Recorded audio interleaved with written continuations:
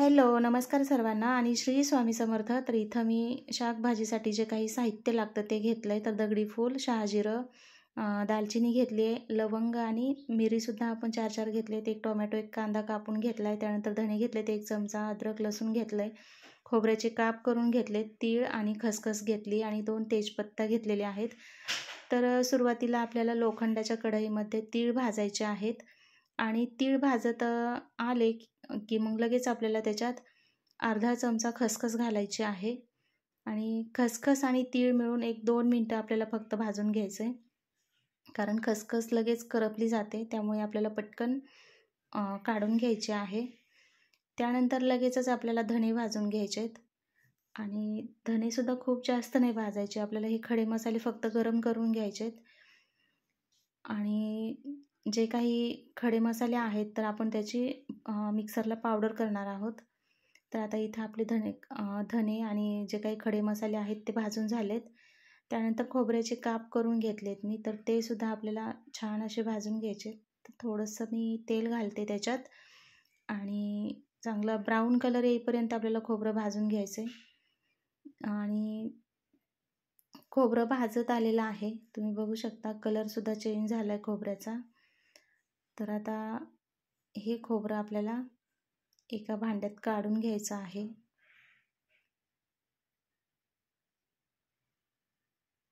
त्यानंतर त्याच कढईमध्ये आपल्याला जो काही कांदा स्लाईस करून ठेवला होता तर तो कांदा आपल्याला छान मऊसूद होईपर्यंत आपल्याला परतून घ्यायचा आहे. खूप जास्त काळा करायचा नाही किंवा कच्चा पण राहिला नाही पाहिजे, फक्त मऊसूद शिजला पाहिजे हा कांदा. या पद्धतीने आपल्याला छान परतून घ्यायचा आहे आणि कांदा भाजत असतानाच आपल्याला जे काही आपण अद्रकचे तुकडे करून ठेवलेत आणि जो काही लसूण आपण सोलून ठेवलेला असतो तर तो लसूण आणि अद्रक आपल्याला याच्यातच घालायचा आहे. जवळजवळ 1 इंच आलं घेतलेलं आहे आणि 10-12 लसणाच्या पाकळ्या आहेत. तर हे छान आपल्याला परतून घ्यायचं आहे. तर इथं मी कांदा साईडला सरकवून आलं आणि लसूण थोडंसं तेलात भाजून घेते. बघू शकता छानपैकी भाजलेला आहे. त्यातच एक टोमॅटो घातला आहे स्लाईस करून. तर टोमॅटोसुद्धा थोडंसं मऊ होईपर्यंत आपल्याला शिजवून घ्यायचं आहे किंवा परतून घ्यायचं आहे. तर आता आपलं हे सगळं भाजून झालेलं आहे. आता एका प्लेटमध्ये आपण ते काढून घेणार आहोत. या पद्धतीने वाटण केलं तर कुठलीही भाजी, तुमची शेवग्याची शेंग असू द्या, बटाटा असू द्या, कुठलीही भाजी असू द्या, खूप छान बनते. शेंगदाण्याचा वापर इथं लागत नाही. शेंगदाणे आपण नाही वापरले तरी चालतं. थोडेसे डाळवे मी गरम करून घेतलेत. साधारणतः पोहे खायचा 1 चमचा. त्यानंतर जे काही खडे मसाले, खोबरं, डाळवं, तीळ, खसखस जे काही आपण सगळं भाजून घेतलं होतं, आता आपल्याला त्याचं वाटण करायचं आहे. एकदम बारीक वाटून घ्यायचं.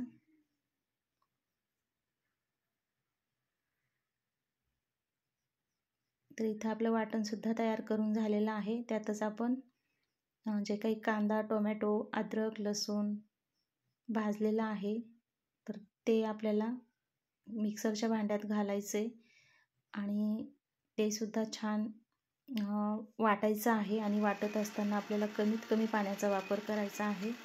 इथं तर मला पाणी लागलेलं नाही, नुसतं फक्त कांदा आणि टोमॅटो त्याचं जे काही मॉइश्चर असतं त्यातच माझं हे वाटण तयार झालेलं आहे. एकदम बारीक अशी आपल्याला छान पेस्ट करून घ्यायची.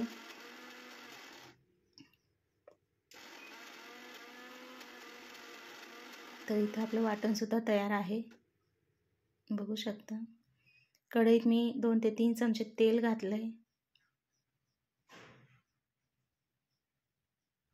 तेल चांगलं गरम झालं की आपल्याला त्याच्यात जिरं घालायचं आहे.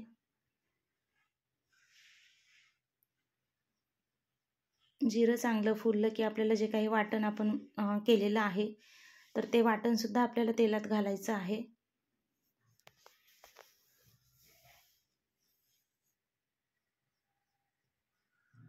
वाटण आपल्याला परतत असतानाच त्याच्यात साईडला मी जे काही एक 10-12 कढीपत्त्याची पानं मी त्यातच साईडला तळून घेते.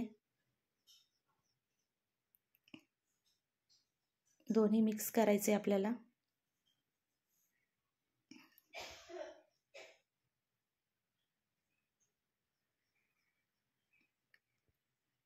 आता आपण हे सगळं मसाला भाजून घेतलेला असल्यामुळे जास्त भाजत बसायचं नाही. जे काही सुके मसाले आहेत ते घालायचे. तर इथं मी काश्मीरी लाल मिरची पावडर 2 चमचे आणि घरचा काळा मसाला 2 चमचे, चमचा छोटा आहे आणि अर्धा चमचा हळद घातलेली आहे. आता आपल्याला हे छान मिक्स करून घ्यायचं आहे.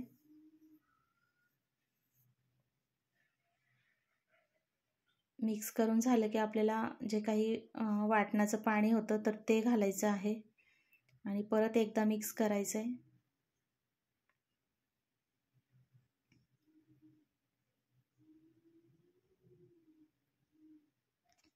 व्यवस्थित असं आपलं मिक्स करून झालेलं आहे वाटण.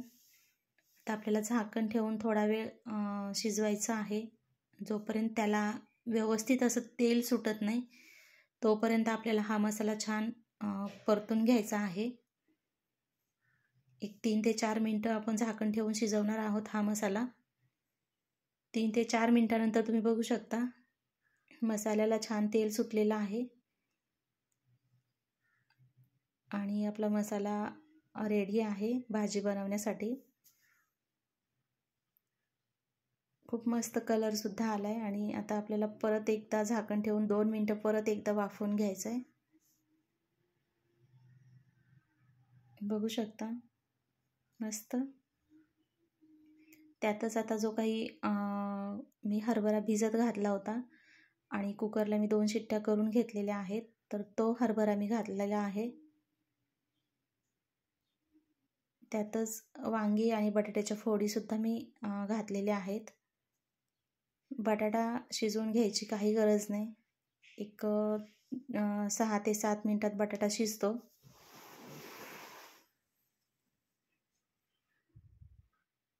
आता हे असं आपल्याला व्यवस्थित असं मिक्स करून घ्यायचं आहे.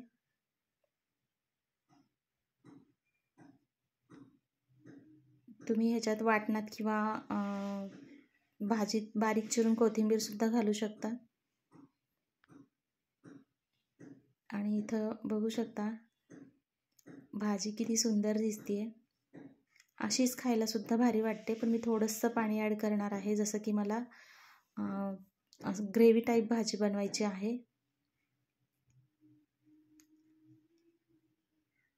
आणि इथं मी 1 चमचा कसुरी मेथी हातावर चोळून घालतीये, जेणेकरून आपली भाजी अजून छान लागेल, अजून छान टेस्टी बनेल. बघू शकता.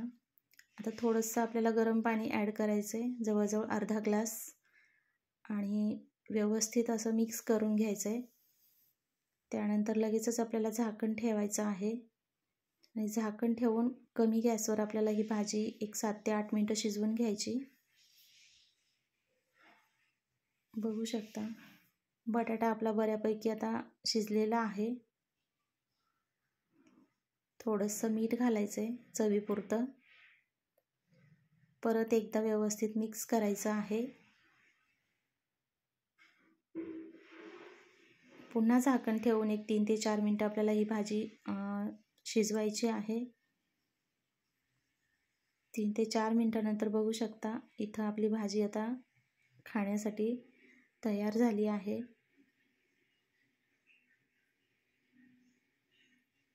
किंवा अजून थोडीशी तुम्ही शिजवून घेतलीत तरीही काहीच हरकत नाही, किंवा तुम्हाला पातळ आवडत असेल तर तुम्ही तशीही ठेवू शकता. तर इथं बटाटा शिजलेला आहे पण गरम आहे, त्यामुळं मी हाताने दाबून नाही बघितला. तिथं चमच्याच्या साहाय्याने तुम्हाला दाखवते. बटाटा बऱ्यापैकी छान शिजलेला आहे आणि हरभरासुद्धा बघू शकता या पद्धतीचा. खूप जास्तही आपल्याला गाळ करायचा नाही, असाच शिजला पाहिजे. खाताना तो छान लागतो. आणि फायनल लुक भाजीचा असा आहे, कारण पुन्हा मी 3 ते 4 मिनटं ही भाजी शिजवून घेतली एकदम बारीक गॅसवर. तर आजची भाजी कशी वाटली ते नक्कीच कॉमेंटमध्ये सांगा आणि पुन्हा भेटूया अशाच एका नवीन रेसिपीसोबत. तोपर्यंत सर्वांना बाय.